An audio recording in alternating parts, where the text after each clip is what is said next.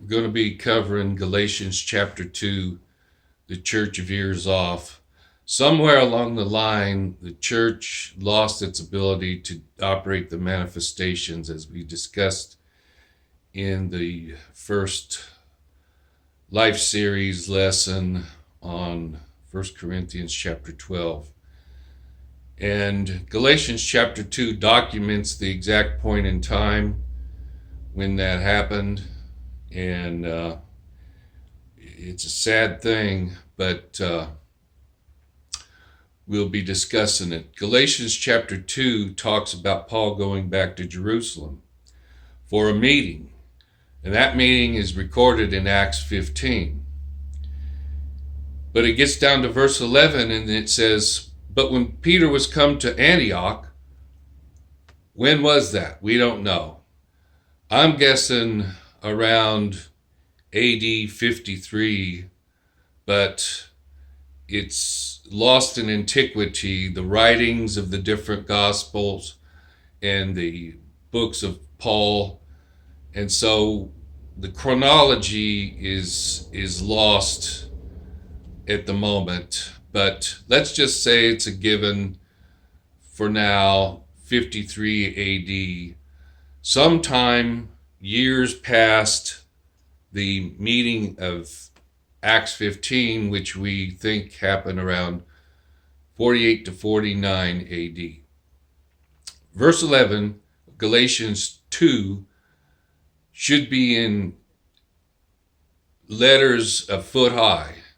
"But when Peter was come to Antioch, I withstood him to the face because he was to be blamed." Whoa.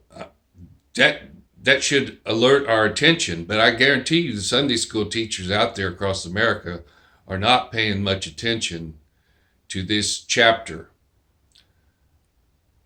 Peter had veered off from grace and started getting back into law.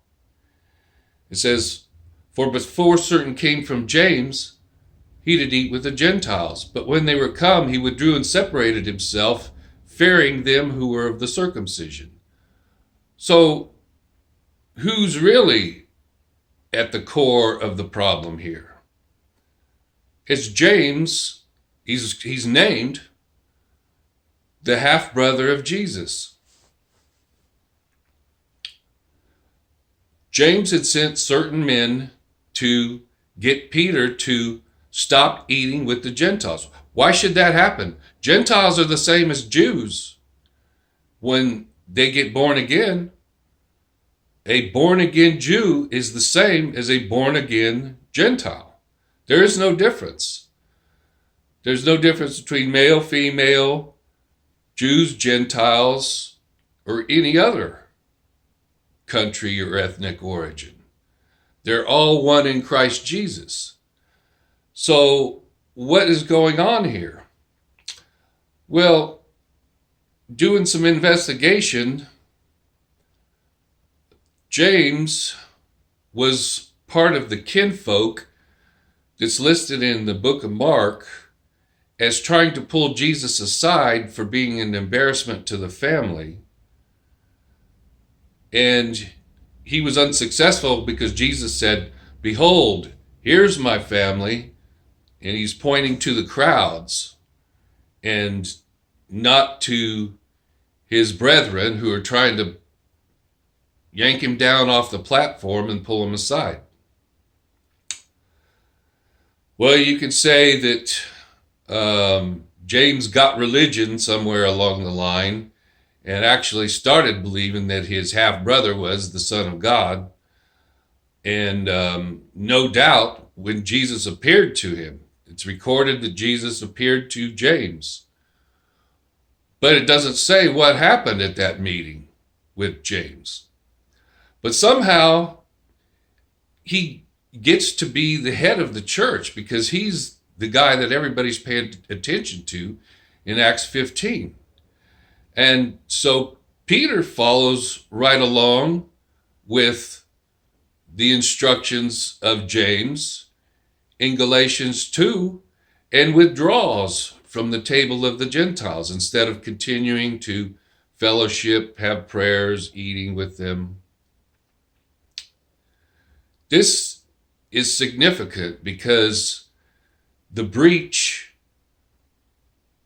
the schism going on here is Paul says, by grace you're saved through faith, not of works. It is the gift of God, not of works, lest any man should boast. And James is saying, in essence, no, you've got to start keeping the law once you get saved. And indeed, the book of James is at odds with Paul's writings, because he says, you see how faith is dead without works in the book of James.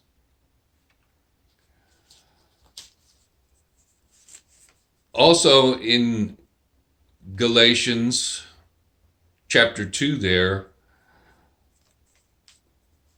it becomes obvious to Paul that something is wrong and they're not following the doctrine he has laid forth in Romans through Thessalonians.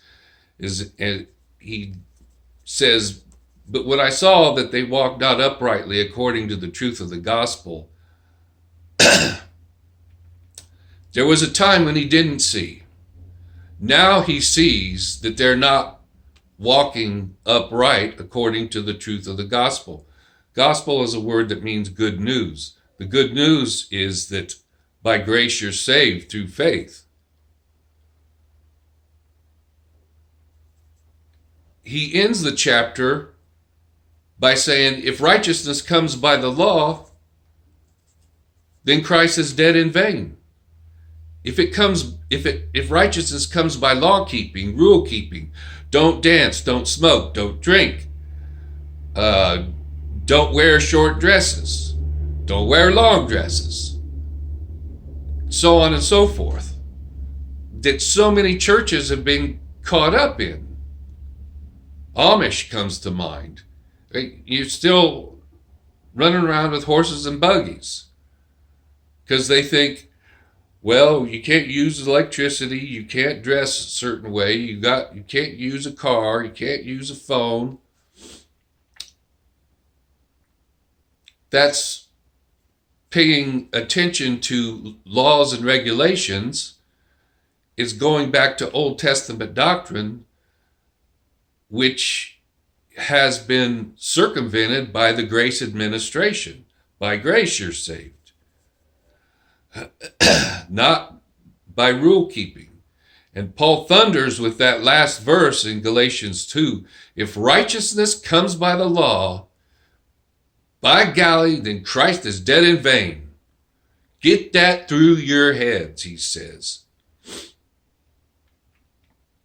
Christ was the end of the law.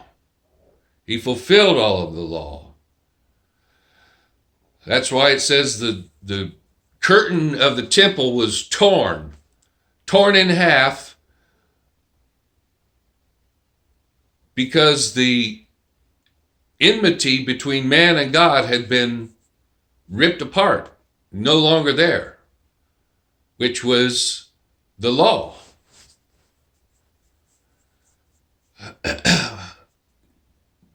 And somebody's going to say to me, well, Lonnie, James had a whole book written by him that's in the Bible. How can you be questioning James? Well, the reason I'm questioning James is multifold. If you look at Acts 15, there's a problem with the sentence of James. And I'm not the only one with a problem with James. Martin Luther threw out the book of James from canon at the University of Wittenberg and forbade its use. The church was veering off into law, and indeed you can see it in history. They say Peter was the first pope. I say James was the first pope because James was piping the tune that Peter was dancing to. And Peter was the first pope, and the Catholic Church gets its start. Then we go into monks, monasteries, nuns wearing black robes, a lot of the darkness. It was darkness after that. It wasn't this glorious light of Paul working miracles in the Gentile territories anymore. I think I'll stop it for now. I'll see you in the next one.